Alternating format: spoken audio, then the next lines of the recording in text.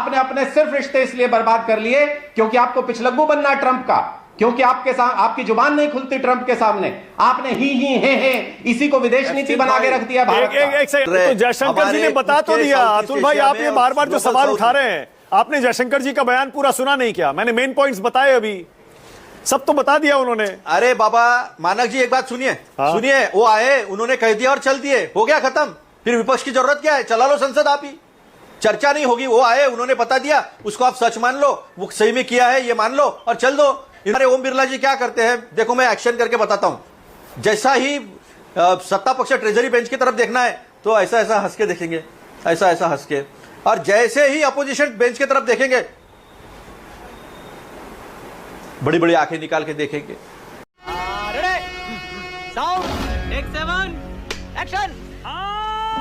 पाटिल, अतुल भाई, बात में तो दम है, आप गोल पोस्ट क्यों चेंज कर रहे हैं? अच्छा खासा अविश्वास प्रस्ताव पर आज चर्चा होनी थी, वोटिंग होना था, क्यों आपने अचानक कहा कि नहीं नहीं पहले मिड लिस्ट पर करिए, हंगामा कर दिया क्यों भाई?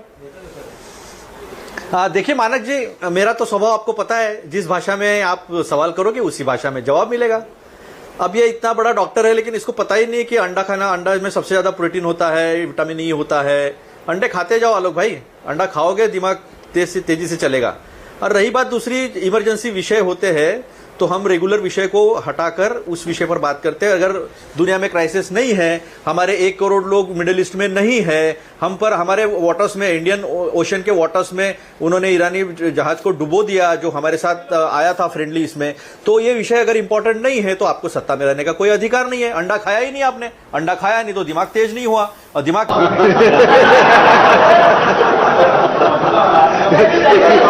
तेज नहीं हुआ तो फिर क्या बचकानी हरकतें पार्लियामेंट में रोज ही चलती है। ना आपको किसान के बिल पे चर्चा करनी है, भाग जाते हैं। पेगासस में आपने लोग उपस्थित थे, जिसके शशि थरूर जी अध्यक्ष है जो पार्लियामेंट्री कमेटी के, वहां पर आपने बातें करने नहीं दी, सबको ऑफिसर्स को भगा दिया, सबको अटेंडेंस में एब्सेंट दिखाकर मीटिंग ही हुई नहीं ये दिखाया। सबको पता है पेगासस कहां से लाया, आप सब लाते हो लेकिन चर्चा करने की हिम्मत नहीं होती। आपको पता है जब 1 रुपया बढ़ता है ना तो 22,000 से 25,000 करोड़ का नुकसान होता है। 1 रुपया डॉलर जब गिरता है एक डॉलर के सामने, और आज 30 रुपया अगर गिरा है तो समझ लो 4.5 लाख से 5 लाख करोड़ का एनुअल नुकसान होगा, यानी 35,000 से 40,000 करोड़ मंथली नुकसान होगा। इसका इंपैक्ट पूरे देश पर होगा। गैस तो आपने 60 रुपए बढ़ा दिया और ऐसे बात जनता माफ नहीं करेगी करते, आपको कुछ फर्क ही नहीं पड़ता है। आपने $30 सस्ता लिया था पेट्रोल क्रूड ऑयल रशिया से, उसका प्रोसेसिंग अच्छे से हो सकता है, वेनेजुएला का तो हो नहीं सकता है, सल्फर है उसमें, हेवी मटेरियल है। तो ये सस्ते में होने के बाद भी क्या किया आपके दोस्तों ने, उसको यूरोप में रिफाइंड करके बेच दिया, लेकिन आम जनता को कोई फायदा नहीं पहुंचा है। तो आम जनता की चर्चा से कौन भागता है? तो पीएम कॉम्प्रोमाइज तो है ही है, आज ये भी सिद्ध हो गया डरपोक भी है।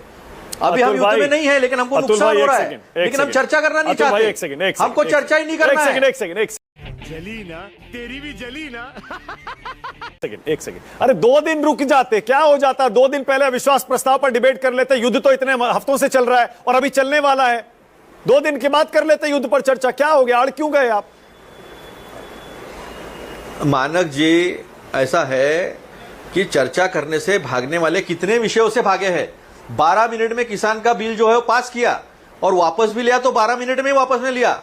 आप ये कहते कि 2 दिन रुक जाते, 3 दिन रुक जाते, इनको यानी किसी चीज का इंपॉर्टेंस ही नहीं है।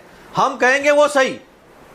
मुझे याद है अरुण जेटली जी ने कहा था कि संसद में हंगामा करना और सत्ता पक्ष को जो है अपनी चर्चा करने के लिए मजबूर करना, ये एक संसदीय आयुध है, एक शस्त्र है, उसका इस्तेमाल करना चाहिए। जैसे 2014 हो गया, सारे नियम ही बदल गए, लोकतंत्र के सारे नियम संसद के बदल गए और सारे नियम जो है वो देश के प्रधानमंत्री के हिसाब से होंगे। ये झूठ है, झूठ है, झूठ है।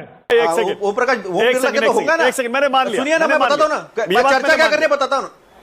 हाँ, मैं ये कह रहा हूं, देखिए आपने पिछले से इसके पार्ट 2 में क्या कहा था, बजट सत्र के पार्ट 1 में क्या कहा था आपने? एलओपी को बोलने नहीं दिया, नरवणे जी का इतना इंपॉर्टेंट मुद्दा है, स्पीकर जी ने इतना गलत किया। अरे वो इतने इंपॉर्टेंट मुद्दे थे, आज अचानक वो सारे के सारे इंपॉर्टेंट मुद्दे तब वाले पार्ट 1 वाले वो कम इंपॉर्टेंट हो गए और मिडिल ईस्ट का युद्ध इतना इंपॉर्टेंट हो गया इमरजेंसी वाला। अरे बाप रे, आने मानक जी, आपको भी लगता है कि मिडिल ईस्ट में जो वॉर हो रहा है इंपॉर्टेंट नहीं है? 67,000 लोग लेकर आए, स्टेटमेंट क्यों दिया? फिर एस जयशंकर जी ने स्टेटमेंट क्यों दिया? इंपॉर्टेंट नहीं था तो? इंपॉर्टेंट है। वो प्रायोरिटी विषय है, क्योंकि हिंदुस्तान एक इंपॉर्टेंट प्लेयर है दुनिया में। ईरान हमारा अच्छा दोस्त है, अमेरिका से भी हमारे अच्छे संबंध है, लेकिन पूरा वर्ल्ड ऑर्डर चेंज होते समय हमारी भूमिका क्या होगी, इसके ऊपर चर्चा इंपॉर्टेंट नहीं है। बहुत बढ़िया बात है कि या फिर प्रधानमंत्री डर गए। जनता को आप मूर्ख समझना बंद कर दीजिए। इस प्रकार की बचकाना बातें किसी के गले नहीं उतरती, लोग मजाक उड़ाते हैं। ऐसे कॉम्प्रोमाइज उसकी भी चर्चा हो जाएगी। मेरी बात को तोड़िए मत। मैंने ये कहा आप ही के शब्दों में, बजट सत्र पार्ट 1 में सबसे इंपॉर्टेंट मुद्दा क्या था? एलओपी को बोलने नहीं दिया। स्पीकर ने देखिए कितना गलत किया। इंडो यूएस ट्रीटी में हमने देश को बेच दिया। पीएम कॉम्प्रोमाइज्ड है। यही सारे जनरल नरवणे, यही सारे मुद्दे थे ना। अब अचानक ये युद्ध हुआ। मैं ये नहीं कह रहा हूं युद्ध कम इंपॉर्टेंट मुद्दा है, लेकिन मैं ये कह रहा हूं 2 दिन अगर रुक जाते, ये प्रायोरिटी कैसे तय होगी कि नहीं पहले स्पीकर का था, स्पीकर पे आइए चलिए, अब युद्ध आ गया, अब नहीं स्पीकर पे, बाद में पहले युद्ध पे आइए। अतुल भाई। वाह बेटा, लगता है तुम गू खा के ही मानोगे। बोलिए। मानक जी, आप ही के सवालों में आप ही ने जवाब दे दिया। आप ही ने सवाल किया और आप ही ने जवाब दे दिया। जब नरवणे की जी बात थी, राहुल जी को बात नहीं करने दे रहे थे, फिर राहुल जी ने कहा अच्छा ठीक है, मैं आर्मी चीफ ने कहा नहीं आप नाम नहीं ले सकते। अच्छा नरवणे जी कहा नहीं आप नाम नहीं ले सकते, आप बात नहीं कर सकते। अरे इतनी डरपोक तो संसद कभी नहीं थी अपनी। अगर आलोचना सहन नहीं कर सकते हो तो फिर सत्ता में रहने का अधिकार नहीं और लोकतंत्र की बात करने का भी अधिकार नहीं है। तब की परिस्थितियां अलग थी, आज की परिस्थितियां अलग है। आखिरी दिन एडमिट करवा लिया, जो नो कॉन्फिडेंस मोशन है आखिरी दिन में उन्होंने एडमिट करवा लिया, और फिर बाद में जब शुरू होगा तब होगा। लेकिन इतनी परिस्थितियां गंभीर है, युद्ध बढ़ते जा रहा है, कौन से समय में कहां तक युद्ध बढ़ जाएगा, हमारी प्रिपरेशन क्या है, हमने क्या स्टैंड लिया है, ये संसद में जानने का अधिकार है। Okay doctor Ajay Alok. 1962 war चल रहा था, और सुनिए वॉर चल रहा था, और चलते वॉर में संसद चल रही थी, और संसद में तीखे से तीखे सवाल अटल बिहारी वाजपेयी जी नेहरू जी को पूछ रहे थे, लेकिन नेहरू जी ने पलट के ये नहीं कहा, उनके घर में ईडी, इनकम टैक्स, सीबीआई नहीं भेजा। अब ये मत कहना ईडी तब नहीं थी, नहीं तो उसका भी जवाब दे दूंगा। अजय आलोक। Emotional damage. साल से मैंने तो आंकड़े आपके सामने रख दिए, कितना नुकसान हो सकता है, इन्फ्लेशन डबल डिजिट में जा सकता है। इन्होंने 60 रुपया गैस पर ऑलरेडी बढ़ा दिया है। लेकिन हमारी तैयारियां क्या है, हम किस तरह से फेस करेंगे, हमें क्या करना है आगे, ये महंगाई रोकने के लिए हम क्या करेंगे। $30 से जब बढ़ गया $100 पर बैरल क्रूड ऑयल गया, तो आप नहीं बताएंगे ना, ये तो एक्सटर्नल अफेयर्स मिनिस्टर ने बता दिया। उसका क्या है, मैं बीच में नहीं बोला, बिल्कुल बताएंगे। संसद केवल सत्ता पक्ष की नहीं होती, संसद विपक्ष से और सत्ता पक्ष से मिलकर होती है। नहीं तो हमारे ओम बिरला जी क्या करते हैं, देखो मैं एक्शन करके बताता हूं। जैसा ही सत्ता पक्ष ट्रेजरी बेंच की तरफ देखना है तो ऐसा ऐसा हंस के देखेंगे, ऐसा ऐसा हंस के, और जैसे ही अपोजिशन बेंच की तरफ देखेंगे बड़ी बड़ी आंखें निकाल के देखेंगे। हाँ भाई, कैसी लगी आगे स्वाद? तो ये जो है ना, ये पूरा देश देख रहा है, भागता कौन है, छोड़ेंगे नहीं। अतुल भाई, कॉन्फिडेंस मोशन पे भी चर्चा होगी। इस देश के स्पीकर ने किस तरह से संसद चलाई है और किस तरह से धज्जियां उड़ाई है संसद के नियम के, उसकी भी चर्चा होगी। लेकिन आज जो इंपॉर्टेंट बात है वो वर्ल्ड क्राइसिस चल रहा है, वर्ल्ड ऑर्डर जो है वो रीअलाइनमेंट में है, अलाइनमेंट्स रीअलाइनमेंट्स चल रहे हैं। तो जयशंकर जी ने बता तो दिया। अतुल भाई, आप ये बार बार जो सवाल उठा रहे हैं, आपने जयशंकर जी का बयान पूरा सुना नहीं क्या? मैंने मेन पॉइंट्स बताए, अभी सब तो बता दिया उन्होंने। अरे बाबा मानक जी, एक बात सुनिए। सुनिए, वो आए, उन्होंने कह दिया और चल दिए, हो गया खत्म। फिर विपक्ष की जरूरत क्या है, चला लो संसद आप ही, चर्चा नहीं होगी। वो आए, उन्होंने बता दिया, उसको आप सच मान लो, वो सही में किया है ये मान लो और चल दो। तुम्हें शर्म है? कुछ शर्म आया है? उन्होंने कहा कि कोई जरूरत नहीं, किसी भी चीज के दाम नहीं बढ़ेंगे। फिर गैस के दाम कैसे बढ़े? इनके कथनी और करनी का अंतर कितना है? क्यों 60 रुपए गैस के दाम बढ़े जब हमारे पास सब कुछ अवेलेबल है? क्यों अदानी ने 3 गुना दाम बढ़ा दिए, अंबानी ने क्यों बढ़ा दिए 3 गुना दाम?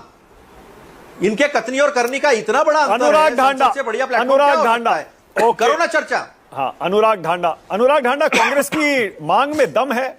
आपको क्या लग रहा है कि पहले युद्ध पर चर्चा हो जाए? देखिए, मुझे लगता है कि बिल्कुल होनी चाहिए, एक महत्वपूर्ण मुद्दा है। और मुझे तो यही बात समझ नहीं आ रही, अजय आलोक जी अभी ये कह रहे थे कि अरे ऐसा कैसे हो सकता है 2 दिन स्पीकर साहब अपनी कुर्सी पे ना बैठे। क्या हो जाएगा भाई, 2 दिन कुर्सी पे नहीं बैठेंगे तो कौन सी आफत आ जाएगी? कौन सा मतलब इतना बड़ा क्या हो जाएगा, देश से बड़े हैं क्या? Emotional damage। देश से बड़ी कोई बात हो जाएगी जब देश की चर्चा हो रही है, और जब ये चर्चा हो रही है देश में महंगाई बम फूटना शुरू हो गया है। मोदी जी ने आम लोगों के घरों पे 60 रुपए का महंगाई बम फोड़ दिया। प्रधानमंत्री प्रायोजित महंगाई पूरे देश को डसने जा रही है, उसके ऊपर चर्चा नहीं करें। मिडल ईस्ट के उसी रूट से होके हमारा 60% ऑयल, 50% गैस आता था, ये जानते हुए, आम आदमी नहीं जानता होगा देश का, लेकिन देश के प्रधानमंत्री ये जानते थे कि वो रूट हमारे लिए कितना इंपॉर्टेंट है। उसके बावजूद ईरान से जानबूझ के हमने अपने रिश्ते बर्बाद कर लिए। ये सब पे चर्चा नहीं करें। और किसके बयान का आप हवाला दे रहे हैं? कह रहे जयशंकर बयान दे गए, जयशंकर बयान दे गए। अरे जयशंकर तो कुछ दिन पहले ये भी कह रहे थे मुझे पता ही नहीं ट्रेड डील में क्या हुआ है, मुझसे मत पूछो, इनको पता कितना होता है। तो उस पर चर्चा नहीं करें। इन्होंने जो हालत की, आज कह रहे थे 67,000 लोगों को हमने निकाल लिया, जो 90 लाख लोग बच गए वहां पे खाड़ी के देशों में, उनके ऊपर चर्चा नहीं करें। वो भारतीय नहीं है तो तुम चुल्लू भर पानी में जाके डूब के मर जाओ। चर्चा नहीं होनी चाहिए। अनुराग, यही सबसे महत्वपूर्ण है कि स्पीकर 2 दिन गद्दी पे बैठेंगे कि नहीं बैठेंगे। आपने कहा प्रधानमंत्री प्रायोजित महंगाई, ये जो गैस के दाम बढ़े हैं, आप कह रहे हैं कि ईरान से हमने रिश्ते बर्बाद कर लिए। आपने कहा ईरान से हमने रिश्ते बर्बाद कर लिए इसलिए महंगाई हुई है। अरे भाई, ईरान से हमने रिश्ते बर्बाद कर लिए वो एक अलग डिबेट है, लेकिन स्ट्रेट ऑफ हॉर्मुज से हमारे अभी ट्रैफिक पर कोई ज्यादा असर पड़ा नहीं है। आपको भी पता है ये बात। पर प्रधानमंत्री का उसमें युद्ध में क्या रोल है भाई? युद्ध हुआ ईरान और इजराइल और यूएस के बीच। कैसी बात कर रहे हैं मानक? आप बताइए मानक, कैसी बात कर रहे हैं और किन लोगों की बात सुन रहे हैं? स्टेट ऑफ हॉर्मुज से आपका आ क्या रहा है? आज के दिन में ब्लॉक है बिल्कुल आपके लिए, कोई एक्सेस नहीं आपको। रशिया को है, चाइना को है। नहीं, एक सेकंड, तो ईरान का समर्थन करके आप खुलवा लेते क्या? फिर स्टेट क्यों चेंज कर रहे हैं? कह रहे हैं ईरान का समर्थन नहीं करके फर्क पड़ा, खुलवा लेते। सुनिए, नहीं क्यों समर्थन करते? अगर आपके दोनों के साथ रिलेशन अच्छे होते तो आपके लिए रास्ता मौजूद होता। ईरान ने हमेशा भारत का पक्ष लिया जहां पर जरूरत पड़ी है। आपने अपने सिर्फ रिश्ते इसलिए बर्बाद कर लिए क्योंकि आपको पिछलग्गू बनना है ट्रंप का, क्योंकि आपकी जुबान नहीं खुलती ट्रंप के सामने। आपने मुझे क्रेडिट नहीं चाहिए, ही इसी को विदेश नीति बना के रख दिया भारत का। एक सेकंड, अनुराग 1 सेकंड, अनुराग एक सेकंड, एक स्टैंड लीजिए। अनुराग एक स्टैंड लीजिए। कांग्रेस पार्टी बोल रही है कि बीजेपी और सरकार जो है इजराइल के समर्थन में झुक गए। आप कह रहे हैं दोनों से रिश्ते बर्बाद कर लिए। पहले भाई डिसाइड तो कर लीजिए कि सरकार ने किससे रिश्ते बनाए और किससे बर्बाद कर लिए। मैं मानक ये नहीं कह रहा हूं कि दोनों से रिश्ते बर्बाद कर लिए। मैं ये कह रहा हूं कि दोनों से रिश्ते बना के रखे जा सकते हैं। विदेश नीति में यह नहीं होता है कि या तो इसके साथ हो गए या उसके साथ हो गए। भारत ने आजादी से लेकर अभी तक अपना स्टैंड कायम रखा और सबसे बराबर रिश्ते रखे। आप पिछलग्गू बन गए हैं किसी एक देश के। आप ट्रंप जो कहता है उसको मानने के लिए हर जगह पर राजी रहते हैं, हाथ जोड़ के खड़े हैं, जो उन्होंने कह दिया उसको लागू कर देते हैं देश में। क्यों भाई? 140 करोड़ लोगों का देश देखने के लिए है क्या? हम लोग अपनी बात नहीं कह सकते हैं? कह रहे हैं महंगाई नहीं बढ़ेगी, महंगाई नहीं बढ़ेगी। मुझे तो हंसी आती है। इनके प्रवक्ता यहां बैठ के कह रहे हैं महंगाई नहीं बढ़ेगी, 60 रुपए गैस बढ़ गई, कल को पेट्रोल डीजल बढ़ जाएगा। ये यहां बैठ के बोलते रहेंगे नहीं बढ़ी मानक जी, आपको पता ही नहीं महंगाई नहीं बढ़ी। कमाल की बात है। डॉक्टर अजय, देश संकट में है।